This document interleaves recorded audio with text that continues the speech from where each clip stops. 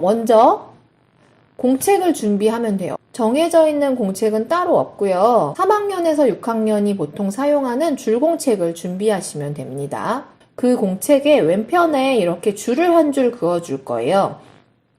위아래에 보면 작은 점들이 있는데 세 번째 칸에 있는 점 정도를 이어주면 적당한 것 같아요. 그리고 나면 준비가 된 거예요. 이거 모든 페이지를 이렇게 줄을 그어야 해요. 대신에 나는 여기를 필기를 하고 나면 뒤쪽에 비치는 게 너무 싫다 하는 사람들은 오른쪽 면만 사용해도 괜찮고요. 나는 괜찮다 하는 친구들은 양면을 모두 사용해도 괜찮아요.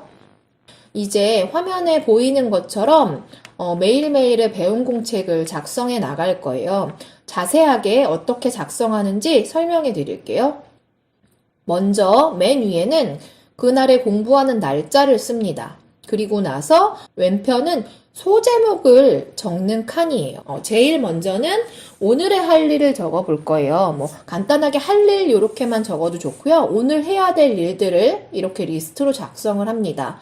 예를 들면 EBS 온라인 클래스, 국어, 수학, 과학, 한강 듣기, 영어 단어 3개 외우기, 독서 30분 하기, 내방 청소하기, 그림 그리기 같이 오늘의 학습해야 될 내용들 또는 내방 청소하기라던가 엄마 심부름하기라던가 이렇게 집에서 해야 할 일도 같이 적어도 좋아요.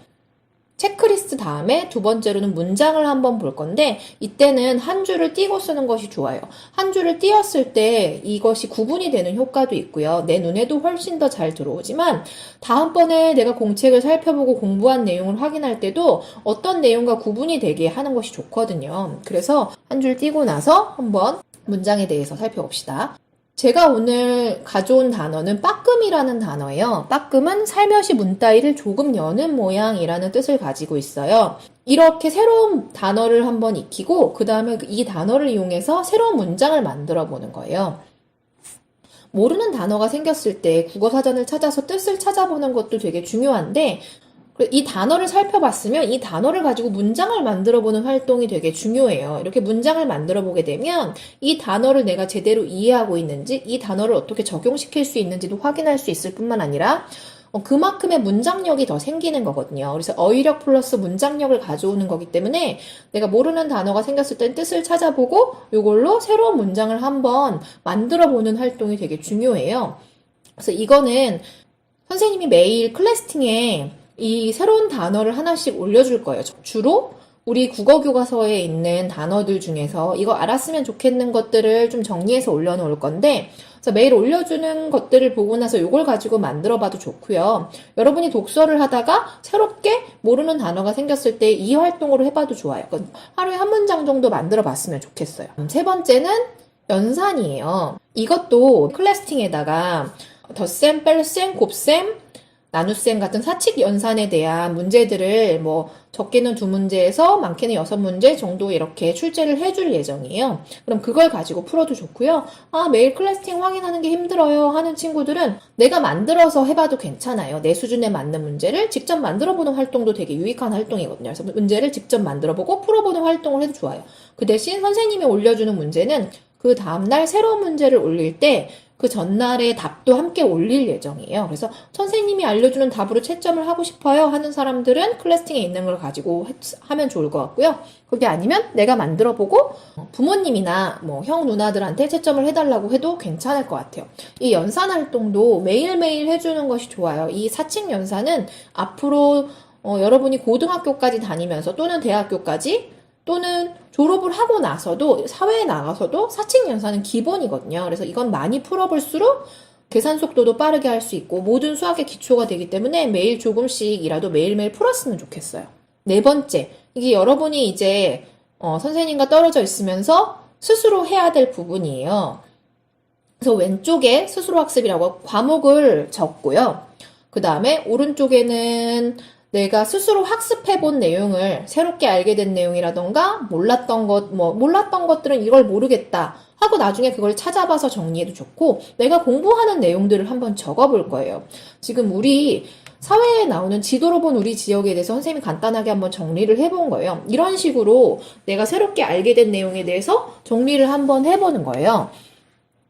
그때 보면 지금 지도, 방위, 이렇게 색연필로 동그라미 친 부분이 왼쪽에도 써있죠. 이렇게 개념 같은 경우는 왼쪽에도 똑같은 개념 어휘를 써놓으면 좋아요. 그렇게 해놓는 이유가 복습할 때 이게 굉장히 좋은 방법이에요.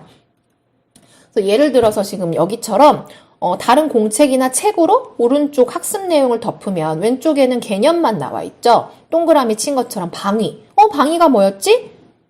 라고 설명할 수 있으면 내가 기억하고 있는 거예요. 그런데 기억을 하지 못한다. 그러면 다시 펴서 공부를 해야 되는 부분이겠죠. 그래서 왼쪽에 개념을 한 번 더 적어 놓으면 오른쪽에 내가 학습한 내용을 가리고 복습할 때 내가 제대로 공부했나를 확인할 수 있어요. 그래서 왼쪽 부분에 이렇게 개념을 한 번 더 정리해주면 좋아요. 5번은 아잘다 라고 써 있는데 이거는 자기 직전이나 아니면 아침에 어제 걸 가지고 해도 괜찮아요. 그래서 아는 아쉬움이에요. 예를 들면 내가 자기 전에 이걸 확인한다. 그러면 아는 오늘 하루 동안 어떤 활동이 조금 아쉬웠나를 적어보는 거예요. 늦게 일어났다라고 적을 수 있겠고 잘은 오늘의 잘한 점. 내 방 청소를 깨끗이 했다. 너무 뿌듯하다. 이렇게 잘한 점을 적어볼 수 있겠고 다짐은 내일은 어떻게 할 건지 이렇게 적어보는 거예요. 꼭 이거 밤에 못했으면 그 다음날 아침에 해도 좋아요. 어제 아쉬웠던 점은 뭔지, 어제 잘한 점은 뭔지, 오늘의 다짐. 이렇게 해서 아침 일찍 해봐도 좋고, 그래서 이게 1번이 될 수도 있겠죠. 5번이 될 수도 있겠고, 그리고 나면 오늘 해야 될 체크리스트 중에 내가 어떤 것들을 했는지, 한 것들은 색연필이나 색깔 있는 펜으로 동그라미를 쳐보면 내가 해야 될 것 중에 어떤 것들을 해놨는지 보이겠죠. 그럼 이제 못한 것들은 다음날로 넘길 수도 있을 거고요. 그 다음날 하고 나서 체크를 해도 좋겠고요. 오늘의 해야 될 일을 계획하고 체크를 해보면 조금 더 계획성 있는 하루를 보낼 수 있거든요. 이렇게 5번까지 해서 배움 노트 작성법이 끝났어요. 어렵지 않죠. 오늘의 할 일 적어보고 문장 하나 만들어보고 수학 풀어보고 그리고 오늘 공부한 거 간단히 정리해보고 아쉬웠던 점, 잘한 점, 다짐 요 정도 적어보는 거예요. 요거 하는데 그렇게 시간 많이 걸리지 않거든요. 그래서 이거 하나는 못했어요 하는 것 정도 있어도 괜찮아요. 오늘 할 수 있는 것들로만 해서 매일 기록으로 남기면 내가 하루하루 성장하는 걸 느낄 수 있을 거예요. 그래서 오늘부터 오늘 할 수 있는 것부터 시작해서 한번 실천해 보세요.